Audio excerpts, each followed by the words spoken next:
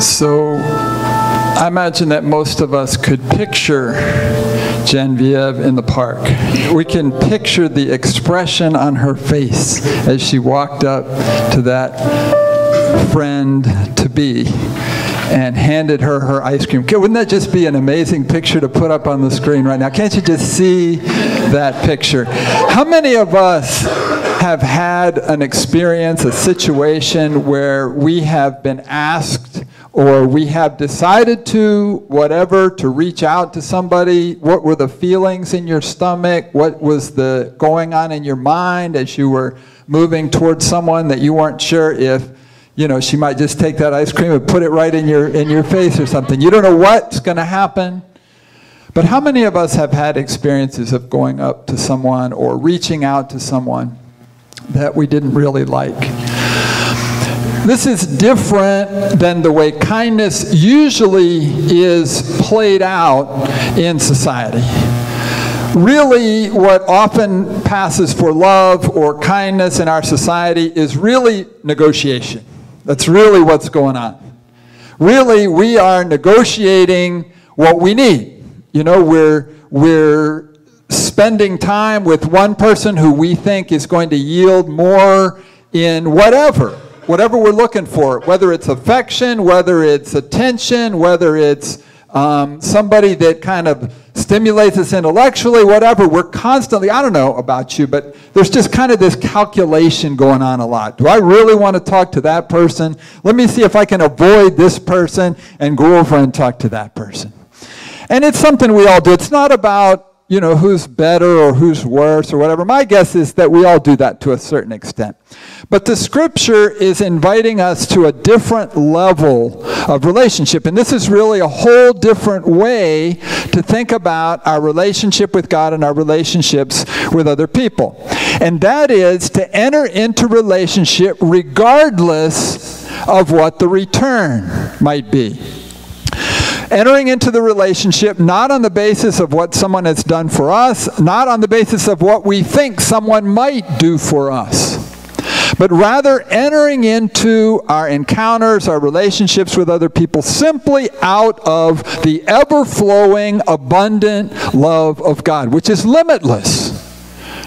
We're not going to give up anything by entering into that love. Now, I want to be clear at the beginning that what we're not talking about is allowing ourselves to be abused or disrespected. There needs to be a clear line.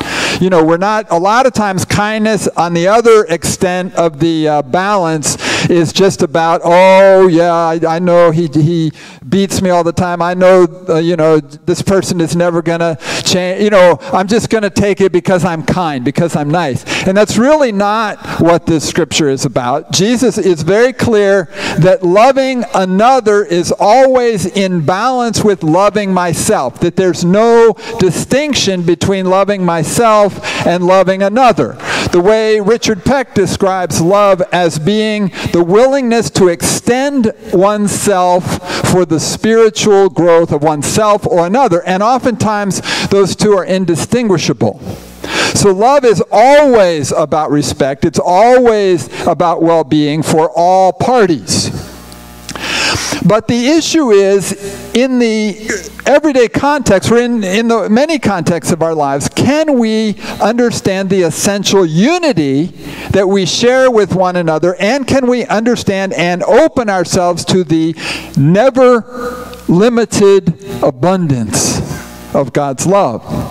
I love the way Maya Angelou puts it. Love is that condition in the human spirit so profound that it empowers us to develop courage, to trust that courage and build bridges with it, to trust those bridges and cross over them so we can attempt to reach out to each other.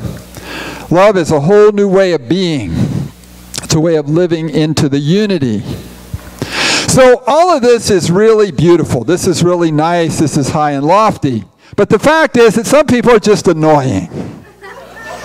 Some people just, the common wisdom out there that's kind of more and more prevalent lately is that, there's enough stress in your life already. Why should you let other people stress you? If somebody's stressing you in life, cut them out. Get them out of your life. Why should you have to live with all that nonsense, right? And that may be unfriend them. Unfriend them. Why deal with the endless nonsense that you have to see? Unfriend them, right? Or at least avoid them. How many people know somebody in your life that's annoying? I want to talk this morning. I want to name names. I want to name the name of someone who annoys me. And this is a little bit outrageous because this person died this week. Alfred Sorge annoyed me. I cannot lie. There was a time when we actually suspended him from worship for 6 weeks. We banned him from coming here to worship because he absolutely refused to stop kissing every woman's hand after worship. We had many incidents with Alfred that were annoying. He used to sit right here in the front, and we moved him from there because he would it was like he was in the worship team. He'd be like, you know, it's an experience that a lot of us have. And I'm sad to say I didn't even get a chance to talk to him last Sunday when he was here before he left. And I have to say that there were times when he was not the first person I was looking to go talk to. So I've been reflecting on that this week. And I want to just, I guess, reflect on a couple of things in relation to that. One is that oftentimes when somebody is annoying me, it has as much to do with me as it does to do with them. I think one of the reasons that I found Alfred particularly annoying is that I see one of my roles as controlling the worship environment, and he was an uncontrollable entity. So in my role, that made it particularly challenging. So I can look at that. I think another element that's real for me is that sometimes we don't always know what all's going on with a person. I learned several years ago from Alfred's social worker that, I think a lot of us probably know this, but he had a traumatic brain injury when he was 14 years old. I don't want to describe it because it was very gory, but he had a traumatic brain injury that, according to his social worker, had the impact of keeping him at the emotional developmental level at which he had that accident. So in some ways, he was a 14-year-old in a 47-year-old body.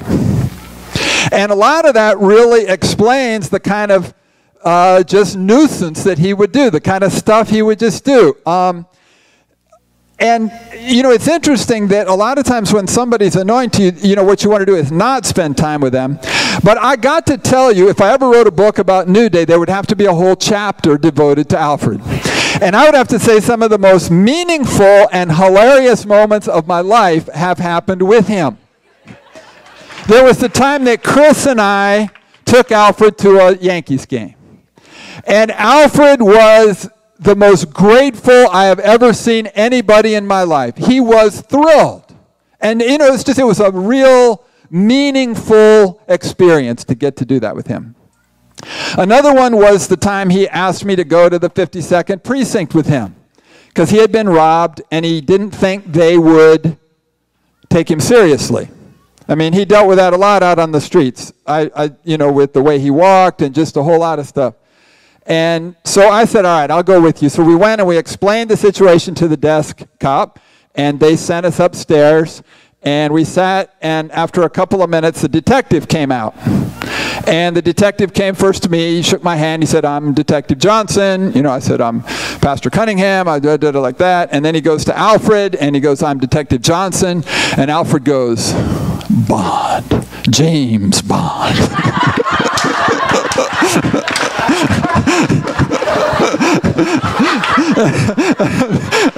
and I was like, this is going to go well. I wonder, anyway. But the guy had a sense of humor that was second to none. It really was remarkable. And he loved New Day. He loved coming here. He never missed unless he was either banned or in jail, as he sometimes was, or in the hospital, as he often was. And for about 6 weeks this past summer, he wasn't here because he was in the hospital. He had a fall, and his legs were bad, and he was in a rehab center. And when I saw him in the rehab center, and the thing he wanted more than anything was to do the welcome. He wanted to give the welcome.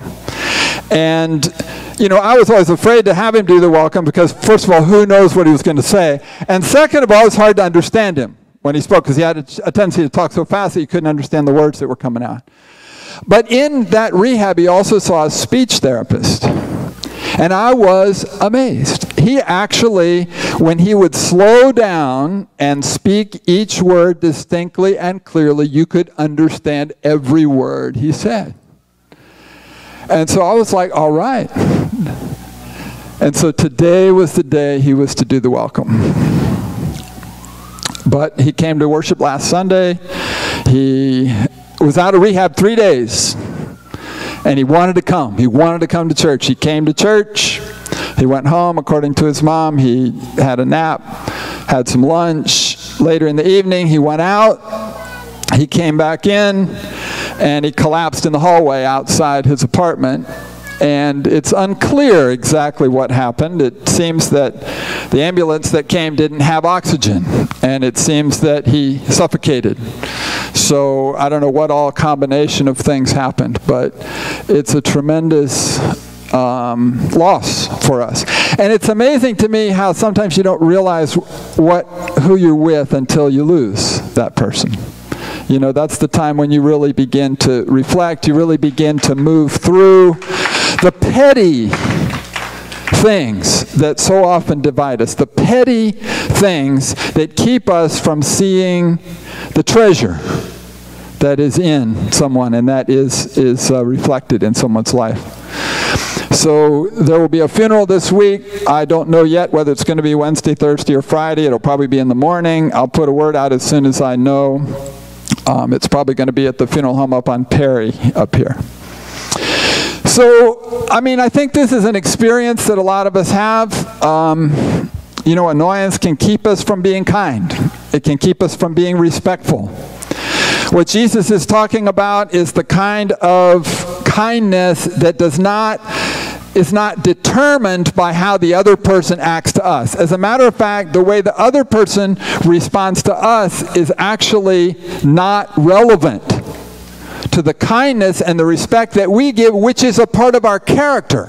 It's more about who we are than what the situation we're in is. I think even harder than annoyance is disappointment. When there's somebody we've trusted and we've been hurt.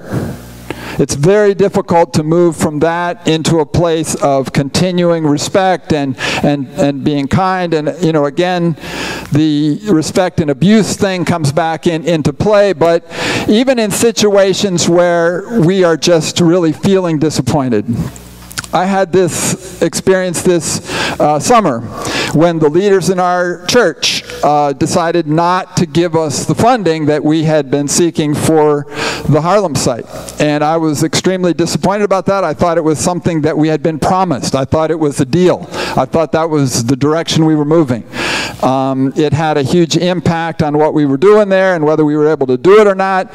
And I was really angry for several weeks. And I had to work through that. And I think the reality is that to be this whole teaching of Jesus about being kind and being respectful in all situations is not something that comes automatically to us.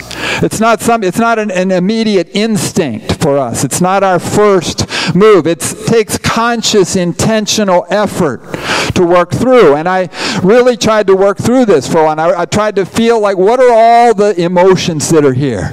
You know, what is the relationship between this and me getting cut from the basketball team in high school? What are all these things that I'm feeling? What all is going on here? Just to take some time. You know, not to send that first email. You know, not to send that first email, but to let that sit for a while. You know, to let that simmer, and finally to get to the point where I could send something rational. and then to get back a response that was truly sensitive. You know, to get a response back from my district superintendent that I am really sorry that that happened. I really care about what you guys are doing. I really want to support this. And we just, our situation's tough right now. I mean, we're on our 4th bishop. The bishop that actually we made that agreement with died. Bishop McLeod died a year ago today, I think. And they've had 3 interim bishops. You know, so sometimes you don't realize what all's going on. Sometimes if we can explore a little more and hear a little more about what the situation is. And you know, when I got that email, I mean, all that stuff just disappeared. And that tendency that we have sometimes to blame outside ourselves robs us of the power to deal with ourselves. Robs us of the power to be agents in our own lives. You know, if it's all about what somebody else is doing to me and it's never about who I am and what I'm about, then we lose the opportunity to be fully who we are. So God's inviting us, Jesus is inviting us to a different way of relating with people. And it's not going to be easy. And I think Henry Nouwen really nails it when he says that in his book, The Inner Voice of Love, which is a really powerful book. It's I don't know how many people are familiar with Henry Nouwen, but he's an incredible spiritual writer. And he wrote this book during the worst time of his life, during the most painful, the time when he felt the most rejected, the most lost. And it's really one of his most powerful books. But he writes that the willingness to love without condition emerges out of our awareness of the unconditional love of God. That's the source of our ability to live with respect and kindness in all situations. When you know and accept that God loves you completely, just as you are, then you can love others without needing to receive an equal amount in return. He writes that faith is trusting that when we give freely and abundantly, we will receive freely and abundantly, not necessarily from the person to whom you gave. When you know yourself as fully loved, you can give according to the other's capacity to receive, and you can receive according to the other's capacity to give. We can be grateful for what's given without measuring it or clinging to it. We can give without bragging about it. We are truly free to love. So the invitation is about receiving the unconditional love of God. That's what's behind all this. I don't know that it's really possible for us to live fully respectful, fully kind all the time in situations where we're feeling hurt, we're feeling abused, or even annoyed. But from that deep sense of our acceptance of God's unconditional love for us, when we are annoying, when we are frustrating, when we have let someone down, when we have disappointed even ourselves. To know that that unconditional love of God is there, to be aware of it, and to receive it. Can we accept it? It doesn't mean letting go of all the questions, but it does mean being willing to receive that which we don't fully understand. Can we enter into the mystery of love? Can we open ourselves to the reality of the abundant, unconditional love of God? Let us just take a moment to reflect on that question.